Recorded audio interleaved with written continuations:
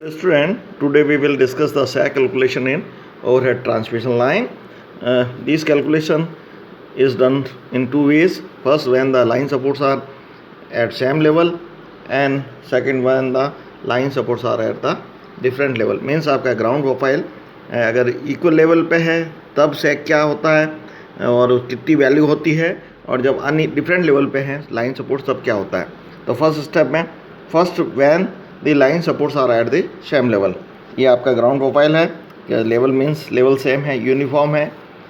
दो टावर है आपके A and B line supports. उसके बीच ए और बी के बीच एक कंडक्टर है जो सैप लेता सस्पेंड किया जाता है, तो वो कैटनरी के फॉर्म में होता है. उस तब वो उसका लोवेस्ट पॉइंट है.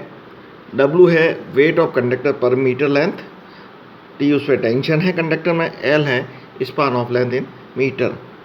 तो मैक्सिमम जो सैग अकर्स होगा वो occur at the mid point O. ठीक है. उसके बाद इस एट पॉइंट O जो लोएस्ट पॉइंट है उस पर दो फोर्स काम करेंगे. Take a point P X Y P on OB portion पे एक P पॉइंट लिया जिसके कोऑर्डिनेट्स x एंड y हैं.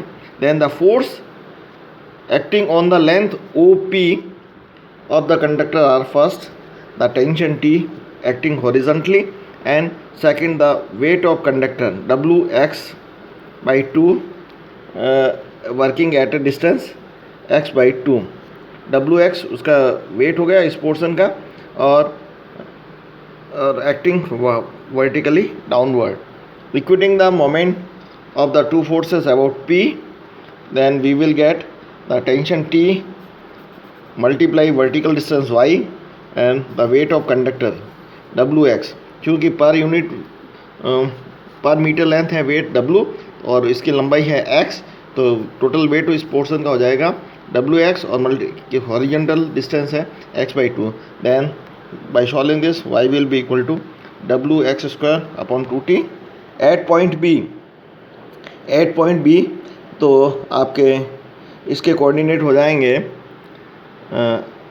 x will be equal to y will be equal to तो y will be equal to s यानी sag, and x will be equal to l by 2 यानी half length.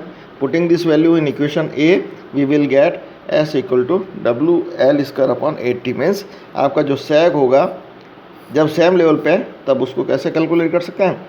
W आपका wait of conductor per unit, L is length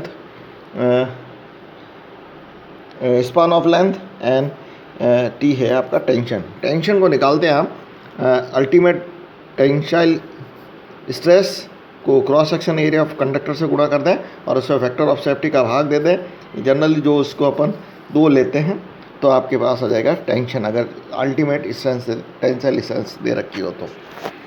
second, when the line supports are at different level, here your ground profile is uneven and these A and B are the line supports and the conductor is suspended between A and B. Then the lowest point of the conductor will not lie in the middle of the span.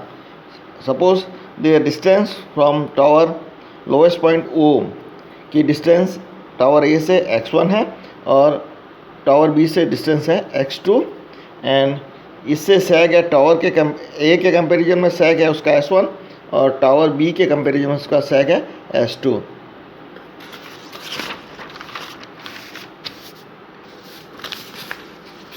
Now let H be the difference between the two supports in meter, the lowest point O of the conductor at a distance x from the tower A. As we know from equation A, S will be equal to Wx square upon 2t. Hence S1 की value क्या हो जाएगी, सैग S1 की value हो जाएगी Wx की जगह x1 हो जाएगा और 2t, और S2 हो जाएगा Wx square upon 2t.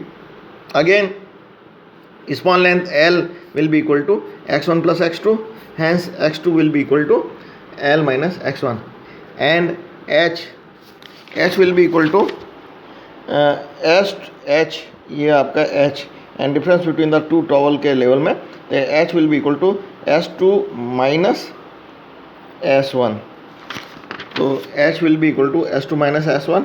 hence put the value of S2 and S1, we will get Wx1 square upon 2t minus Wx1 square upon 2t, means W upon 2t common हो जाएगा और ये हो जाएगा WT upon 2t common और x2 square minus x1 square, और ये इसके फैक्टर बनाएंगे तो ये हो जाएगा W upon 2t x1 plus x2 minus x1, hence h will be equal to WL upon 2t x2 minus L1, चूँकि x1 प्लस x2 है आपके L, hence h will be equal to WL upon 2t x2 minus x1. This means x2 minus x1 will be 2th upon WL. This is you can see. Solving the equation B and C, we will get x1 will be equal to L by 2 minus th upon WL, and x2 will be equal to L by 2 plus th upon WL.